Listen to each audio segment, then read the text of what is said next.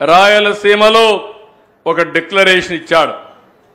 చరిత్రలో ఎప్పుడూ రానంత మెజారిటీ రాయలసీమలో ఈసారి తెలుగుదేశం పార్టీకి కూటమికి వచ్చిందంటే అది మీరు చూపించిన అభిమానం, ఆదరణ. దీన్ని నిలబెట్టుకుంటాం. రాయలసీమ డిక్లరేషన్ ని పూర్తిగా అమలు చేసే బాధ్యత తీసుకుంటాం. హార్టికల్చర్ పంటలకు ప్రాధాన్యత ఇస్తాం. అదే మరిగా వ్యవసాయ ఆధార పరిశ్రమలు తీసుకొస్తాం.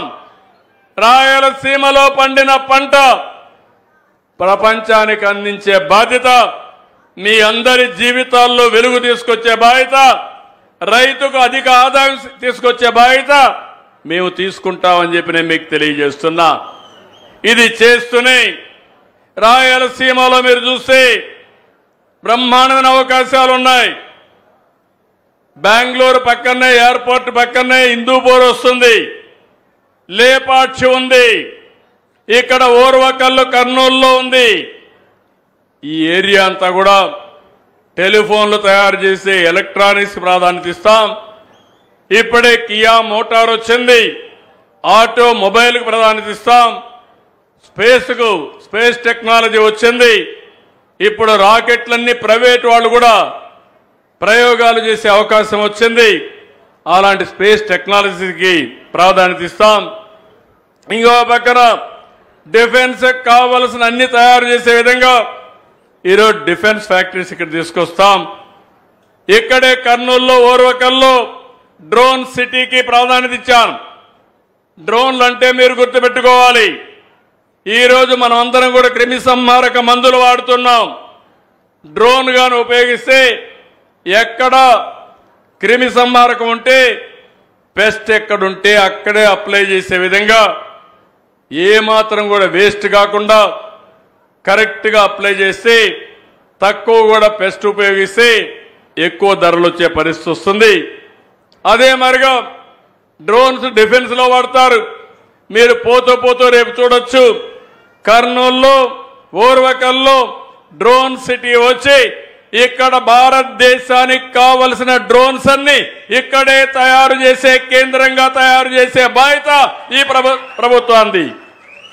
అటు డిఫెన్స్ కావచ్చు, లేకపోతే మన అప్లికేషన్స్. ఈరోజు మస్కిటో ఉంటుంది, దోమ ఉంటుంది.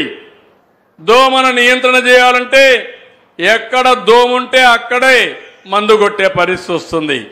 ఇలాంటి కార్యక్రమాలకు కూడా శ్రీకారం చుడతాం. ఓర్వకల్లు, లేపాక్షి ఈ 2 సెంటర్లుగా చేస్తాం. ఓర్వకల్లు కోపర్తిలో 5,000 కోట్ల రూపాయలు ఖర్చు పెట్టి ఇండస్ట్రియల్ టౌన్షిప్లు తయారు చేస్తున్నాం. కర్నూలు నుంచి తిరుపతి రోడ్డు ఉంది, వయా నంద్యాల, కడప ఉంది. ఈ ఏరియా కూడా ఇండస్ట్రీ కోసం ముందుకు పోతాం. కర్నూలులో హైకోర్టు బెంచ్ తీసుకొస్తాం. కడపలో ఇన్ని మాటలు మాట్లాడారు, కడాన స్టీల్ ప్లాంట్ కూడా పెట్టకుండా నాటకాలు వేసే పరిస్థితి వచ్చింది. నేను వస్తానని ఆ స్టీల్ ఫ్యాక్టరీ కూడా, రాయలసీమ స్టీల్ ఫ్యాక్టరీ కడపలో తెచ్చే బాధ్యత, దాన్ని పూర్తి చేసే బాధ్యత ఈ ప్రభుత్వం ఉందని చెప్పి మరొకసారి హామీ ఇస్తున్నా. ఇలాంటివన్నీ చేయడానికి నేను వచ్చాను. ఇవి చేయాలంటే మీ సహకారం కూడా అవసరం. ఇప్పుడే ఇక్కడికి వచ్చినప్పుడు మెట్టూరులో లిఫ్ట్ ఇరిగేషన్ కింద కలువమందలపాడు,